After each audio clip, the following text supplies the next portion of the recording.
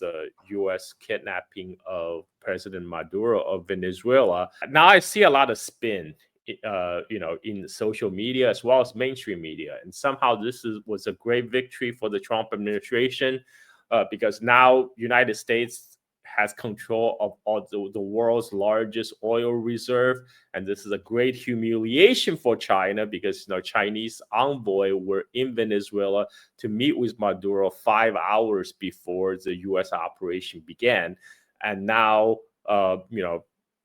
Trump is somehow going to cut off the oil flow to China, and I even see a news headline saying that this is going to put Xi Jinping on notice because now China will not have the oil to go out to do a Taiwan operation. To me, this sounds very ridiculous, but nobody listened to me. So I would like to hear from you, Aidar. Your take on this situation. Well, Carl, let me first thing. I always get a little hinky when people say they're experts on two countries, let alone one. I have friends in China who have lived there their entire life. They're extremely intelligent, well-read, and they'll tell me they don't know China. So, and the same in the U.S. So knowing both countries is not really that possible, but I do look at some differences. So let's break this down a little bit. All right, first you have Donald Trump, thumping his chest, playing, Lord of the Jungle, Donald of the Jungle. He's successfully, in his mind, run down to Venezuela, seized it. He thinks that he's had a great victory. But, from the Chinese point of view, there's some short-term concerns. China gets between, or has in the past, between 2% and 4% of its imported oil coming from Venezuela. They put about over $60 billion into Venezuela, and they still owed about $10 billion. A lot of that was for infrastructure and to, keep their oil industry going. I personally know one of the lawyers who was working on that deal, and without violating any confidences, he said it was very interesting. The people were extremely interesting on it. So, from China's perspective, yes, there are short-term concerns about that, but it's not irrevocable. Maybe the price of heavy oil goes up a little bit, but there are other places that are buying for it. Remember, we're in the midst of a global slowdown. Oil prices were softening. There's room, there's capacity there. So there's not a global shortage. So, but long-term, I think in the medium and long-term, China has actually come out of this looking better, and not by anything it's done. Simply the U.S., by showing that it is a irresponsible power that believes that the law of the jungle rules the land, has shown the world that it is not only unreliable, but that it is willing on any pretext to take whatever it thinks it can get. And nowhere is more apparent in that than it's his constant threats about Greenland. Greenland is not a narco state. Reindeer are not terrorists, and 50 some odd thousand people there have been living in peace, and they haven't invaded anybody. So this is just purely a power play. He has switched. In theory, he's trying to tell the world, well, I don't need to be a global hegemon. I don't need to control the world. I just need to control my hemisphere. It's my right. The problem with that is I don't think anybody believes that if he was able to secure the Western hemisphere, that he wouldn't go over go towards the other hemispheres. And that's very important, because if he, in fact, was trying to signal that, not that it's acceptable, but if he was trying to signal that, he would be withdrawing troops and bases, the 400 bases that surround, in Asia, that basically surround to China. He would be pulling troops back from Europe and saying, look, I'm done with all that stuff. You guys figure it out. I'm just going to, take what I want here. Like I said, law of the jungle. So from China's perspective, long term, they've been validated. They've expressed concerns about the desire of the U.S. and Washington, in particular, I shouldn't say the U.S. people. U.S. people are not in sync with this. But the folks in Washington really believe that they have the right to contain other countries, whether it's Russia, Iran, China, Venezuela, anybody they don't like, anybody who doesn't fit their ideological core. Well, the ideological core, as I remember it, was free speech, self-determination, a ballot box. And what do we see happening here? The exact opposite. The hypocrisy does not bother Donald Trump. Happy to go forward with whatever is necessary to get, quote, what he wants. You have to give me access. I mean, he sounds exactly like the minor real estate developer that he was. And I'd say minor in the sense that he was never one of the big New York real estate guys. They all laughed at him. They thought he was, a clown, somebody who was promoting himself endlessly, but didn't have the wherewithal to avoid 6 bankruptcies, and turned his father's big fortune into a medium-sized one, this type of thing. But Carl, there's something that is very troublesome to me, and that is that Trump is the master of distraction. And, generally he throws out what I call a dead cat or, a bunch of white rabbits or both simultaneously on a daily basis. So, this distracts the press, and they look at the dead cat and say, oh my goodness. And then they see the white rabbits and they follow them around the room, and then they repeat that the next day. There's really never a pause in the ongoing, news cycle, especially when it comes to Trump. But if you start looking at the number of issues that have come on, how quickly they follow on each other. Most of these issues, for instance, 500% tariffs on India, that would have been at least 2 or 3 day issue, right? Distraction. Venezuela would have been at least a couple of weeks just by itself. Greenland would have been another 3 or 4 days. I mean, by the fact that he's doing this simultaneously speaks to a certain amount of desperation. And I say that because, he's been successful in avoiding most of the issues regarding the Epstein files, which seems to be a huge concern. You have they said there's 300,000 or 400,000 pages of documents and boxes of, who knows what, recordings, etc. And that was one thing. Now they discover that there's more than 2 million that haven't been really processed. And yet they say, oh, this was, completely investigated and all this kind of nonsense. So he's clearly bothered by the Epstein case. He's been fighting every tooth and nail to keep it out. You heard that recording where he starts swearing that he's not going to release them. Says some choice things about Marjorie Taylor Greene. And so, you have the thing. And then there's other reasons to distract. His base is attacking each other. It's very easy to put together a coalition of people who feel that there's something wrong. But it's very hard to control that coalition once you get into the seat of power, and you have to start administrating, because they have very, very, very different ideas. You have white supremacists, you have evangelicals, you have people who just, simplistically believe that, he could single-handedly bring down prices and make the world better again. And, his initial speech, A Golden Age, his base lapped it up. They've in essence become a cult. When you talk to them, you say, how about this? How about that? The Epstein files, no, it's fake news. Even things that he's actually said and done, they'll say, no, he never said or did that. And even if you show them, they'll just say, no, that's not true. I don't believe it. And that's it. They're not interested in the facts. They just accept him emotionally, because he reflects in their minds their angst and their troubles. In their own lives.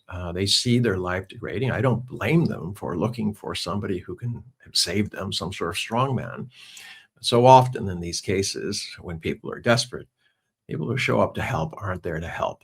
They're there to take more. And, given that Donald Trump has more than doubled his wealth and the net wealth of his children in this first year, at some point that's going to come home to roost. Then you have, apart from his base, you have the over 60% of Americans who are living paycheck to paycheck.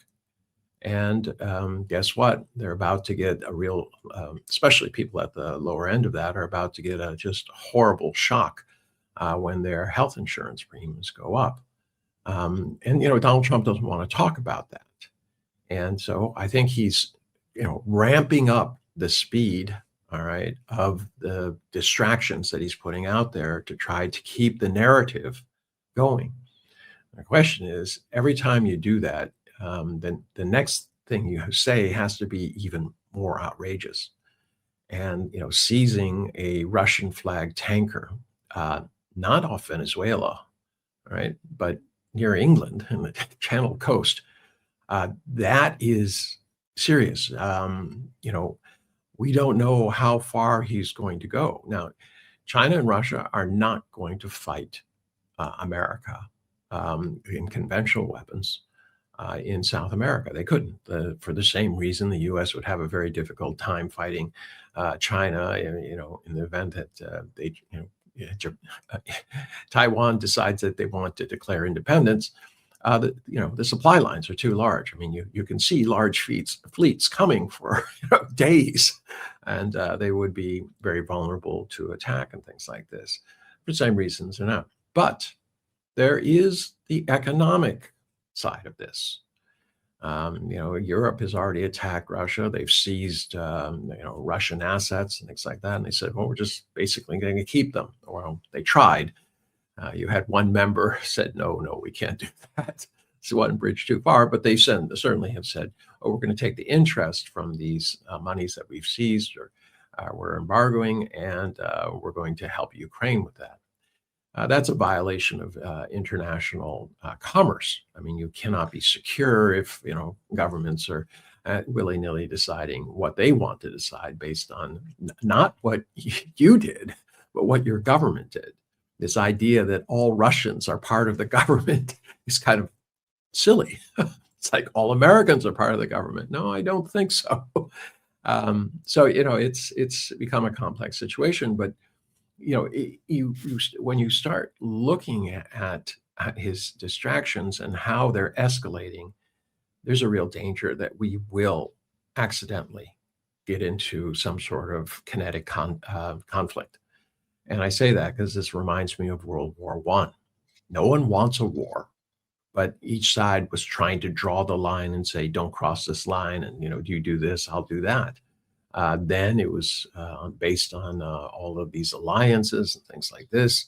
But today it's based on unilateral action by the U.S. as it struggles to maintain its hegemony, and extremely dangerous. It's been very poorly received in South America, or Latin America.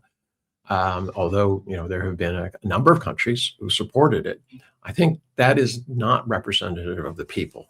There's way too much memory going on in South America about assassinations. There have been between 56 and 66 regime change operations acknowledged and recorded since World War II in Latin America. And this has touched almost every single country. And it is something where they don't forget. They remember this. You go to Chile, you say Allende, things like that. Don't go to Chile and tell them how wonderful you think Henry Kissinger was. They have a difference of opinion there. They have relatives that died because of actions of the U.S. that were pushed forward by a nascent Henry Kissinger, who believed great power was, you kept your power by doing asymmetrical things to anybody who challenged you. So if somebody gave you a dirty look, you'd go in and kill them. And if they, actually did something, you'd kill their village. This was the kind of things. I mean, Henry, in China, they admire him, but I always point out that he was responsible for millions of deaths in Indonesia, Africa, South America, Southeast Asia. I mean, he was a butcher. He didn't do the work himself, but he was certainly the mastermind behind all these ideas and strategies and things like that. And yet his legacy continues. Now he's, a much vaunted, passed away strategist who people always like to quote. But the dirty reality was that, he was right up there in terms of the people who was responsible for more deaths probably in history than many others. So this is the reality that we're looking at. You have the short term where China has some minor concerns. It could lead to more if Donald Trump starts to, implement this policy of going through to any Latin American country that is doing trade with China and trying to sabotage that. You'll note that today Donald Trump said that no foreign advisors from China, Russia, Iran, anywhere can be allowed in Venezuela. He's trying to run the country by remote. It's difficult to see how that is going to work. He can certainly extort them, continue to threaten them, get them to give him free oil. But at some point, he's going to reach a tipping point where, unless there is investment, all right, and it's to the tune of about $100 billion would be necessary to bring back the Venezuelan oil industry. And I don't know that the big oil companies are that interested. People think, whoa, of course, look, huge, plentiful supply. Well, it used to be that Venezuela, could be counted on as a source for oil. Then it wasn't. So the major oil companies moved into the oil sands of Canada. They invested $500 billion. All right. They bought up leases. Oil sands is a dirty, nasty business, and it requires very specialized equipment. It's not like you move it somewhere else. It's a very particular type of solution. And even within different oil fields, you have slightly different conditions and you have to modify them. So it's not like they can take their equipment and run down to Venezuela and start processing oil. So they would have to, in essence, abandon their leases, and then go down to Venezuela, which is going to be a political risk. We don't know what happens after Donald Trump leaves. We certainly don't know what happens even in the midterms. And you could have a situation where internal strife, you could get civil unrest there, which would make it difficult to get the oil out.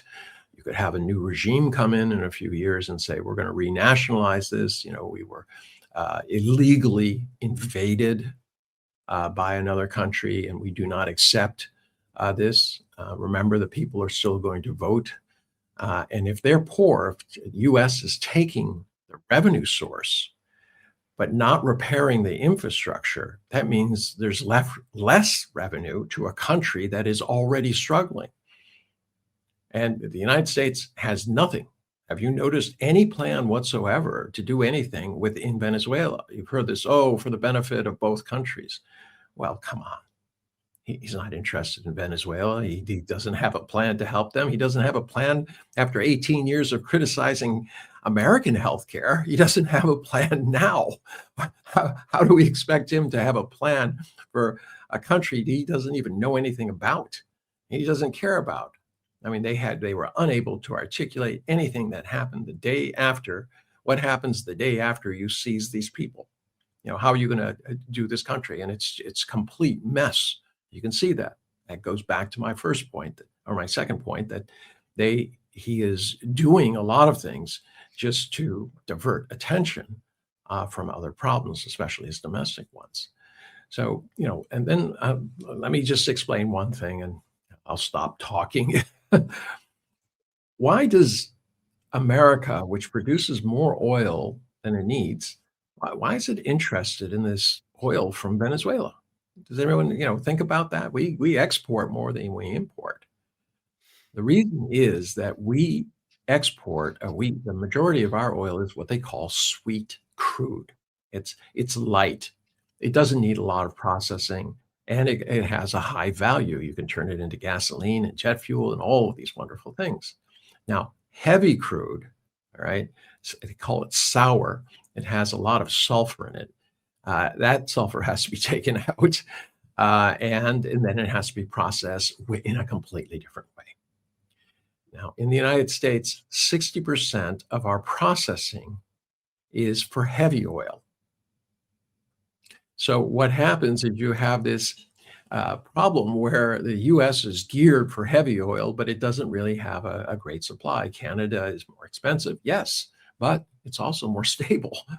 Venezuela sounds great, but in essence, you're asking the major oil companies to take a haircut on their own investments and go into an area that is very, very politically risky. So this situation of the imbalance, and the reason we're doing this so that we can, supply heavy oil to these refineries, which, Trump came out and said, oh, these guys need the oil because they have a shortage of heavy crude. Well, that sounds great, but it's not a reliable solution. It hasn't been thought through like many of Trump's ideas.